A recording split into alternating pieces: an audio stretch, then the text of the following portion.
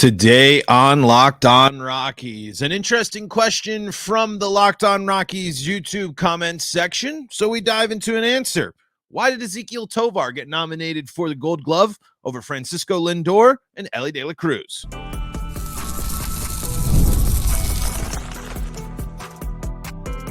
You are Locked On Rockies, your daily Colorado Rockies podcast. Part of the Locked On Podcast Network, your team every day.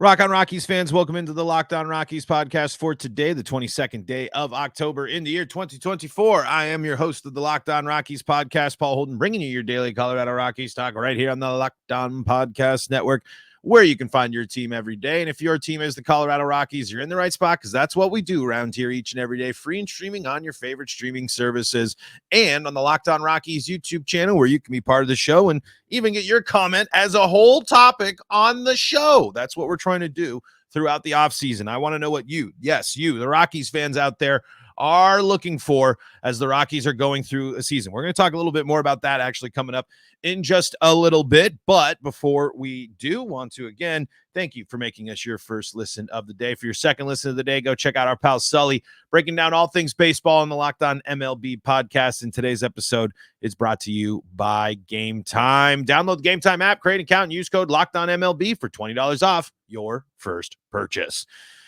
Okay, so I wanted to, there's an interesting question that it wasn't going to take the full show. So we had to, it's kind of a grab bag today. And it's kind of my approach to this off season. A couple of off seasons now on the pod, I've done this, and, you know, we could do the player reviews, and we will do a player review type thing from time to time. I'm just trying to find more interesting angles to talk about the Rockies in the postseason, but eventually we're going to have to do some rankings and stuff. I mean, that's just the nature of how it goes. And we are just approaching the slow times. But, in this kind of time when baseball, still has the World Series, where we're, the season still feels fresh enough that we can still kind of poke at, look at things. The Rockies did play baseball earlier this month, albeit just in the beginning part of the month, not in the fun part of October. But so, a question that obviously wasn't taken too serious, having some fun in the comments, but I was curious how I wanted to look at some of, we talked about Ezequiel Tovar,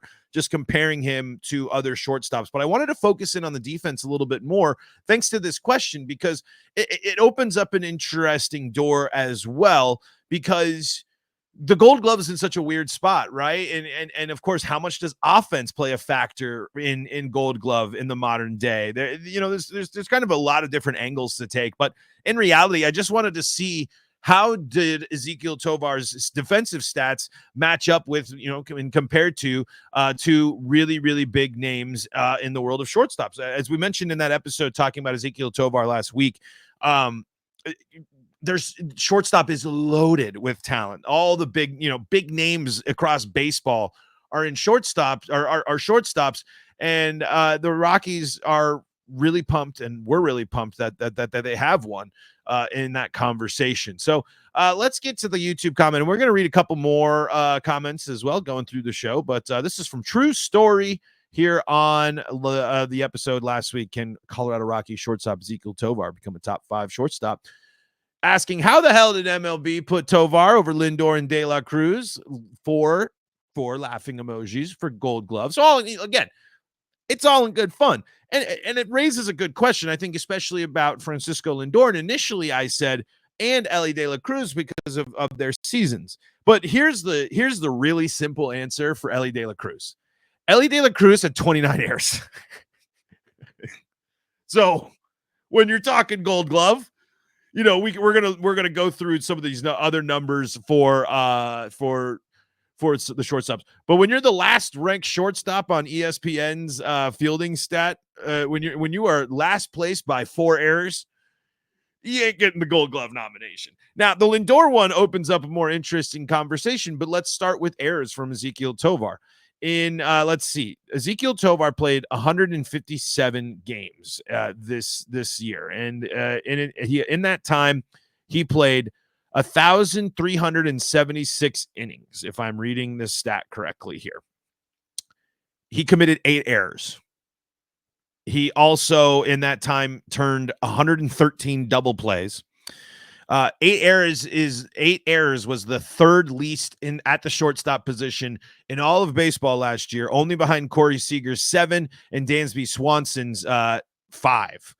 And just for context, Tovar played basically 400 plus more innings than Seager at the position, where Dansby Swanson was incredible in terms of his fielding performance and playing clean baseball there.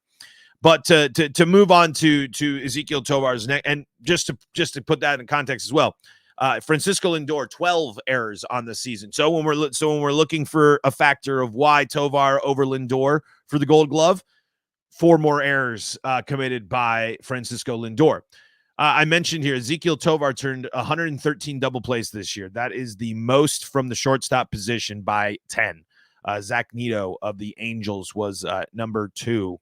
And then Mason Wynn of the Cardinals there.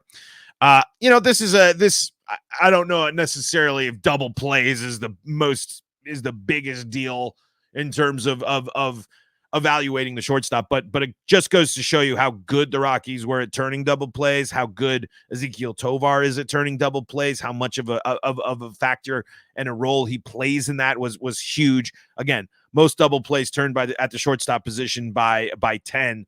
And when we're talking about the 2 names that we compared, Francisco Lindor turned 74 double plays this year, and Elly De La Cruz turned 70 double plays this year.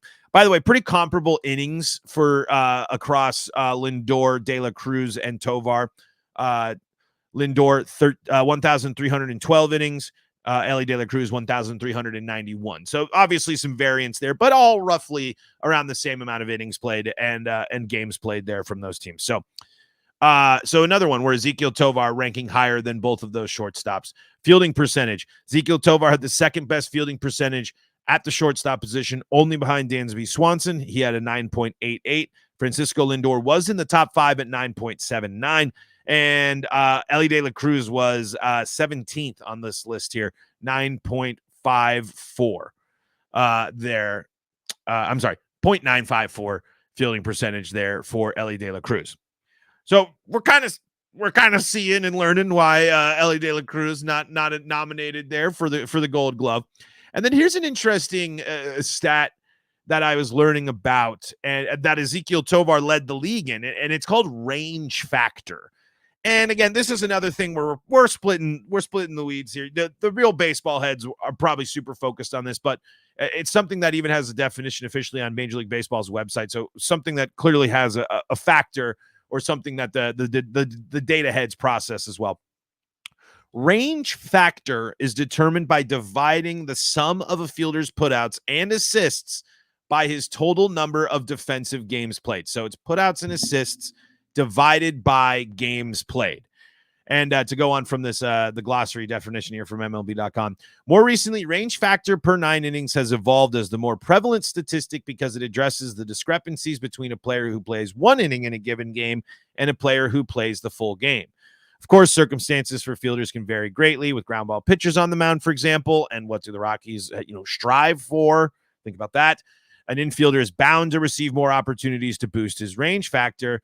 The advent of defensive shifts has affected range factor further. For instance, a third baseman who's frequently in shifts will likely have a higher range factor than one who isn't, even though defensive positioning is still generally determined by the manager or bench coach.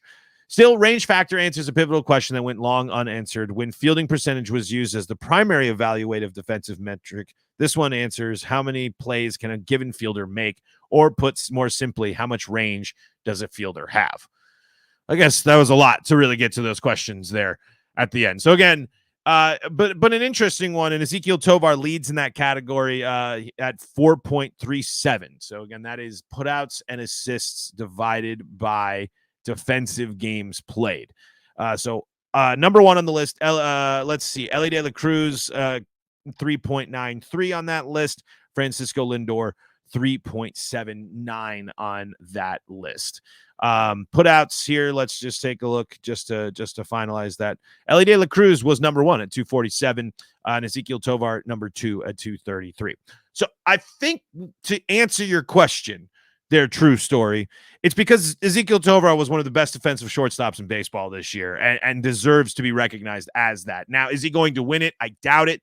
But again, if you're factoring in the modern day Gold Glove and how much offense plays a role in it, Elly De La Cruz and Francisco Lindor certainly have a very strong case. And again, I think that will be something that the strikeouts will, for some reason, get in the way of the defensive award for Ezequiel Tovar, even though he has an argument to be named the best shortstop there.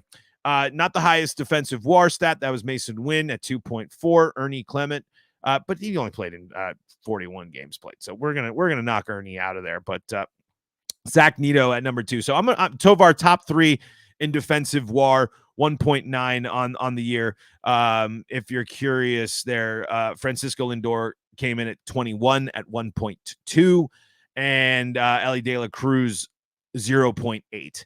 So the defensive metrics, the defensive analytics and everything just highlight that defensively Ezequiel Tovar was a much better shortstop than both of those players. Offensively, different question. Of course, when you're talking about the impact of Elly De La Cruz and Francisco Lindor offensively, that changes the story a little bit. But again, Gold Glove's supposed to be a defensive award, and that is again when we're talking about finding the things to start hyping up, Ezequiel Tovar deserves to be. I mean, again, the expectation and the jump for him needs to still be a good one. I mean, the growth still needs to be coming from Tovar. We still have a long way to go. But if you're not pumped about Ezequiel Tovar heading into year 3, I don't know what to tell you. I can't get you excited about anything about the Rockies. Like if you're not excited about the upside, the ceiling, the potential of Ezequiel Tovar, I can't help you. I really can't. And I hope you still tune into the show and comment around if that is the case for you.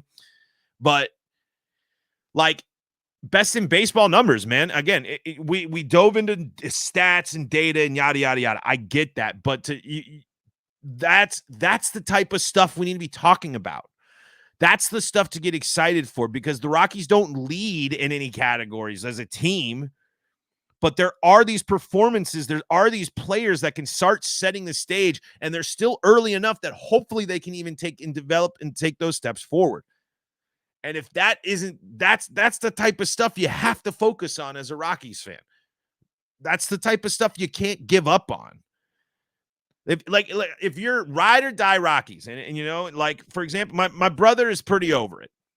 I can't get my brother excited about anything on the Rockies, and because he's just, you know, it's been the same old song and dance his whole life, my whole life, with a couple of exceptions.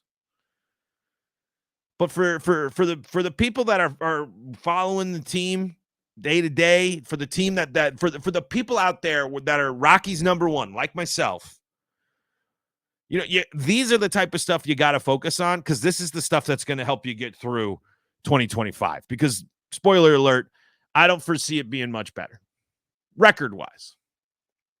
I'm hoping I'm wrong. But this team's got a lot of steps forward it needs to take before I'm buying. But if I'm taking if an over and under is set at 60.5 again on FanDuel, I'm still taking it. All right, kind of went a little all over the place. Got to take a break.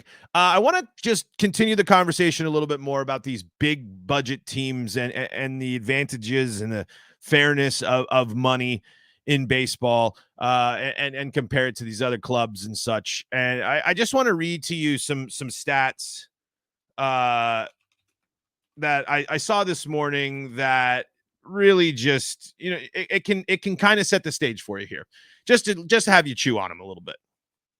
All right, let's do that coming up in segment number 2.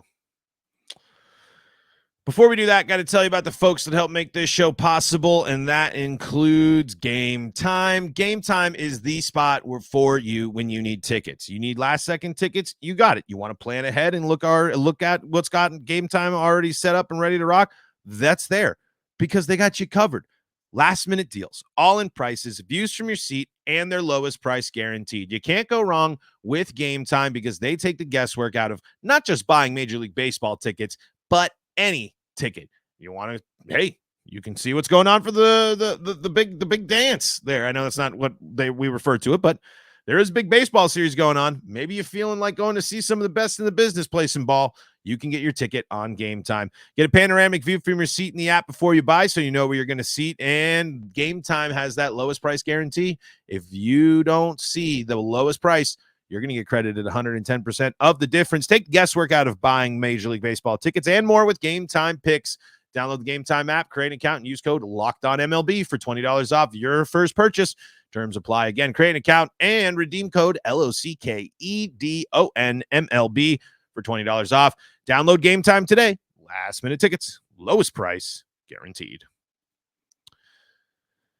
This is the Locked On Rockies podcast for free and streaming on your favorite streaming services and on the Locked On Rockies YouTube channel, where you can be part of the show, where we just talked about a user comment for that whole entire first segment. So be part of the show. Fire off your Rockies hot takes. Let me know what's on your mind when it comes to the Colorado Rockies on the Locked On Rockies YouTube comment section over on YouTube. So there's still a lot of conversation about big money teams, payroll, salary in baseball. I was talking to my coworker today and I was on my the show I'm filling in for right now. That's why the schedule of posting this show is a little weird. And he's really frustrated by it, really frustrated by the amount of money being spent, really frustrated that baseball works so differently than the NFL, frustrated that other teams get TV deal monies now, the differences and all that stuff. Which makes sense, because I don't want to just sit there. I mean, you simply can't deny that the Dodgers have an advantage, not only due to their money, but due to the TV deal, due to where they are, due to the market. I mean, yes, I'm just such a hater on that. Just the concept of oh, we can't do this because of market, blah, blah, blah. And especially for Denver, and the Rockies. It's just it's not unreasonable to put the pressure on other owners who are wealthy enough to own baseball teams, mind you. Again, hello. And if Shohei will take a deferred payment and do that wacky thing for that type of stuff, other players will too. And I'm not an economist. I'm not a GM. I'm not a big money guy anyway. So again, take everything that I do, obviously big grain of salt with stuff, but it's just like, I think that Dick Monfort can spend more money on this team and more effectively? Absolutely. Do I think Dick Monfort needs to spend more money on this team? Absolutely.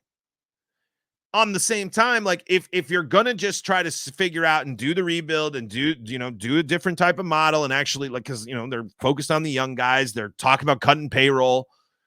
Okay, like I actually can swallow that idea this year, because in the grand scheme of things, it's not that crazy for the Rockies to be going through a rebuild while the Dodgers have one of the biggest payrolls and best lineups that baseball's ever seen. Because by the time that your young guys are there and you're in a position, because guess what? If you're the Rockies, you are entering into a window of, in the next 2 years, you have to spend or completely blow it up, because you are building and starting to pinpoint a couple of really interesting things that could bubble up into a really interesting team that could start making some noise. And you can see the playoff success return here, or at least, I'm sorry, the getting to the playoff success that we saw just twice in a row, because there are similar threads that you can see connecting. But they've also have to have learned their lessons throughout this time and realized that they have to spend money, but spend money effectively. They not get so fixated on people that the Chris Bryant deal is a prime example. Some of these other first base deals that they've had, when they just get so fixated on a name that they got to have them and they'll just throw the money and boom. But on the flip side, they have to be the team that's like the Padres. Eventually, the Rockies need to be the team that start raising eyebrows of like, holy cow, they got that person to go there? Oh, wow, that person signed with the Rockies? That team's actually really interesting. Ezequiel Tovar and Brenton Doyle have had a good couple start to their career. They got Herman Marquez. Again, if you're banking on still the same rotation or some of the young guys coming up, you can start looking at a team that's got young, possibly young, exciting pitching. They have to come up and prove it at the major league level and at altitude first before we can get too excited. Mixed with some really exciting position players. Say Nolan Jones takes a step forward, gets back to the Nolan Jones we know. We see Tolia take a step forward, having going into the season knowing he's the starter, what that does for him. And maybe Chris Bryant performs, again, XYZ. They're going to be put in a position where they have to spend money to add in key pieces and they're going to have to spend this offseason to add a bat. I mean, again, or they're just going to scrape the Jake Caves and the Hilliards, which the Rockies are no stranger to, but that's not going to be the impact. It ain't going to move the needle. And the Rockies need to do some needle moving. So there's the Rockies spin on that. Here's just some big money statistics from the beginning of the season from baseballamerica.com. And the numbers actually increased by 1 here. So I just want to read just some relevant facts part of this because this piece goes into a whole lot more because it's titled "To Win a World Series, Teams Almost Always Have to Spend." So and again, there's plenty more context. Baseball America, this is from January of earlier this year. So again, obviously things are a little different, and I'll make the correction to the stats here. In the wild card era, 1995 to present, 26 of the 29 teams, now 27 of the 30 teams because of the 2 teams in the World Series. 27 of the 30 teams to win a World Series ranked in the top half of MLB in opening day payroll. In the same time frame, 20 of the 29 World Series champions ranked in the top 10 in opening day payroll. Only 3 World Series champions, the 2017 Astros, which, context needed there, 2015 Royals, and 2003 Marlins, ranked in the bottom half of Major League Baseball in opening day payroll. The 2017 Astros, Justin Verlander, and 2015 Royals, Johnny Cueto and Ben Zobrist, both made midseason trades that put them into the top half of payroll by the end of the season. Only one team, the 2003 Marlins, won a World Series after ranking in the bottom 10 in opening day payroll. This trend extends beyond the wild card era. The 1992 and 1993 Blue Jays ranked first and third in opening day payroll, respectively, en route to winning back-to-back World Series. So it's, there's also they go into talking about these big payrolls falling flat too, but that's just, kind of the nature of the business type of deal. But listen to those numbers and then the moves that they've made. Eventually, you have to swallow your pride, swallow your greed, swallow whatever BS excuse you have as an owner of a baseball team if you truly care about winning the World Series. If you truly care about being a champion, being successful, if winning championships is the most important thing for you as an owner, you have to spend money. And that's not the most important thing for owners. We know that not for every owner. Because if it was, every team would try to spend as much because they all would be as hungry for that influence. And there are a few teams the Dodgers are hungry for titles. The Yankees are hungry for titles. Can you sit here and say the Rockies are truly hungry for titles, or do they care more about an elite baseball, the baseball experience in Colorado? Don't worry about even the wins and losses is part of it, sure, but the ballpark, the environment around the ballpark, XYZ. So those numbers put some interesting context there when you're having the conversation about, big money teams. Because yes, it is cool that the best players on the best teams, these are 2 very good teams in the World Series are playing each other. It is very cool that we have a video game matchup. But you can't sit. I just can't sit here and let other owners off the hook when they know the secret to winning, because there's a lot of teams that at deadlines should be buying, should be doing more, should be doing more in the offseason. Looking at you, Detroit, that should do stuff, but they won't. And they will cry poor. They will cry market size. They will cry this. They will cry that. You own a baseball team. You know the numbers. You know what has to happen. The numbers show to make the World Series, to win the World Series, you have to spend money. And that means understanding when to buy at the deadline. And that means, not willing to take that risk. All right, quick break, and then I got a request for you, the Rockies fans, coming up next here on today's episode of Locked On Rockies. Before we do that, though, let's talk about America's #1 sportsbook. Let's talk about the place that you can go to get in on all the sportsbook action and see for yourself.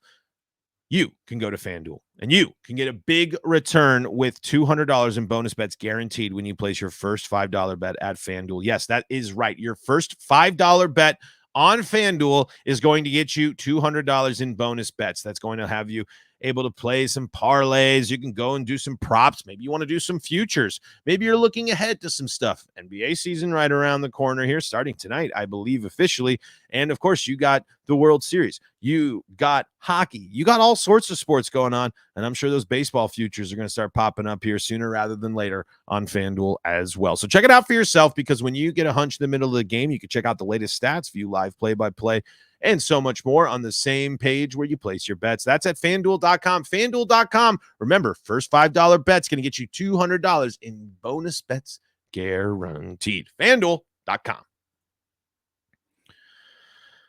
Locked On Rockies podcast, Paul Holden here, wrapping things up for the day. Before we do that, though, I wanted to jump in here and put out just kind of like I said, I know it's the usual thing of comment on the videos, do this, but I really do want to keep diving into topics that are on your mind as the Rockies fan this offseason, and do things that you will find a little more interesting in addition to actually, breaking down the positions. Because it's when I do position rankings, I want to bring some people on. I want to talk about these players with other folks. I don't need to just read you the stats and go over that. We need to have good conversations with good folks, and breaking down what we saw on the field with the people that, we're at games, we're in the locker room, all sorts of stuff like that. So hopefully we're going to start kicking things up here with those in the off season as well.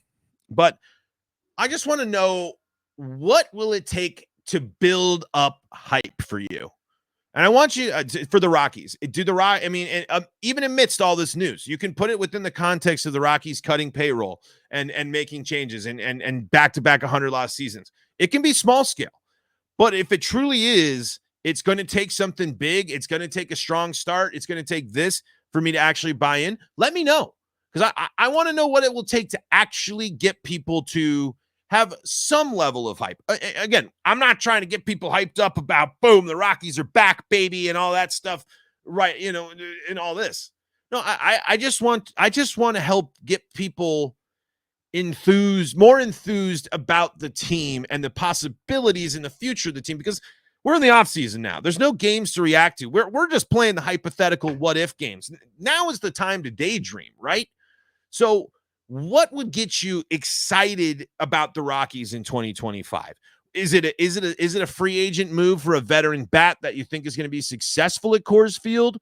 Is it going to be exciting young pitching, being able to have an opportunity to pitch at the major league level this year? Is it the young bullpen? What would make you, the Rockies fan, excited what would start making you look forward to spring training? What's the headline that you want to have pop up on your phone that Rockies do this, and that is going to make you excited? We had a couple of comments, and we'll read those in addition to others here from an earlier episode. But let me know in the comments below. And also on Twitter, I put out a message of your favorite Rockies moments from 2024. I want to go back and look at some. Let's look at the highlights of 2024. We got a whole off season too of breaking down things. We got to talk about the bad stuff we went through. Let's have a little fun and lighten it up with our favorite moments of 2024. So if you can also leave those in the comments down below here on the episode as well. But folks, that is going to do it for today's episode of Locked On Rockies. Thank you so much for making us your first listen of the day. We're free and streaming on your favorite streaming services. For your second listen, go check out Locked On MLB, or if you need more Colorado sports coverage, Locked On Broncos, Locked On Avalanche, Locked On Nuggets, and Locked On Buffs got you covered. What a time for Colorado sports. And folks, until next time, this is Paul Holden saying so long from the Locked On Rockies podcast.